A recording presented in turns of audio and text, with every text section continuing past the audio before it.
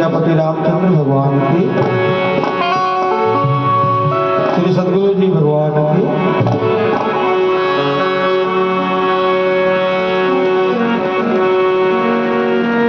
कि समस्या के सगरो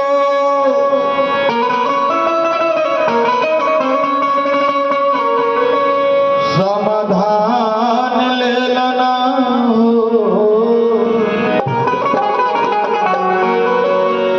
समस्या के सगरो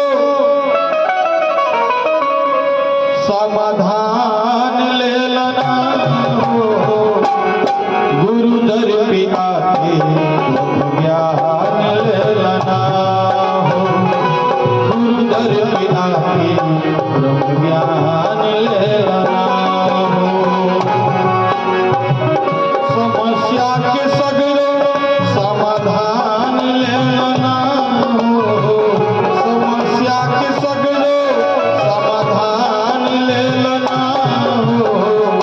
गुरु दर पे आके ज्ञान ले लेना गुरु दर पे आके ज्ञान ले लेना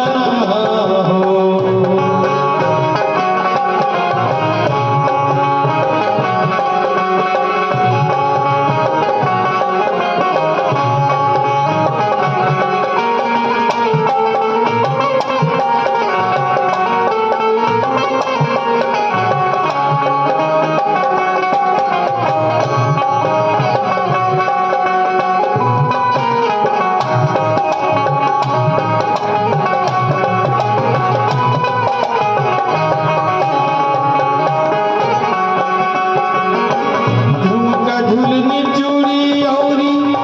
हार बनवा के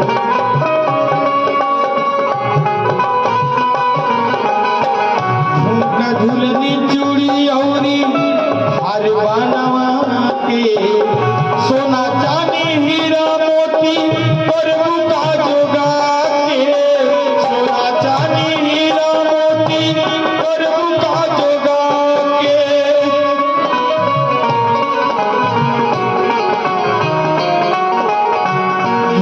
झुलनी चूड़ी औरी हार बनवा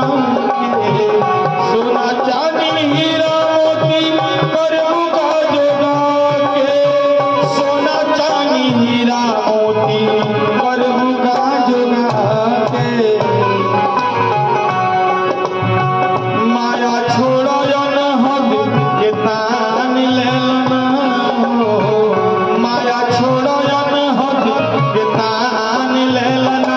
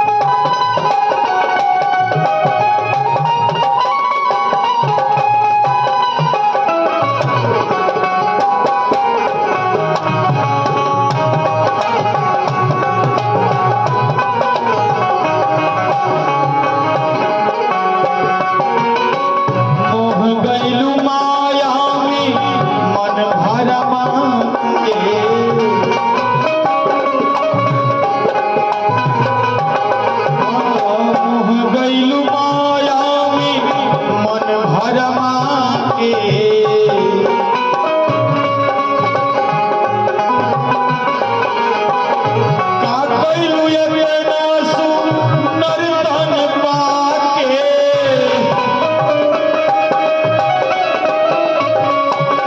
हो का कैलू एतना सुंदर तन पाके का कैलू एतना सुंदर तन पाके दिव्य ज्योति चमके सूरज चांद लेलना हो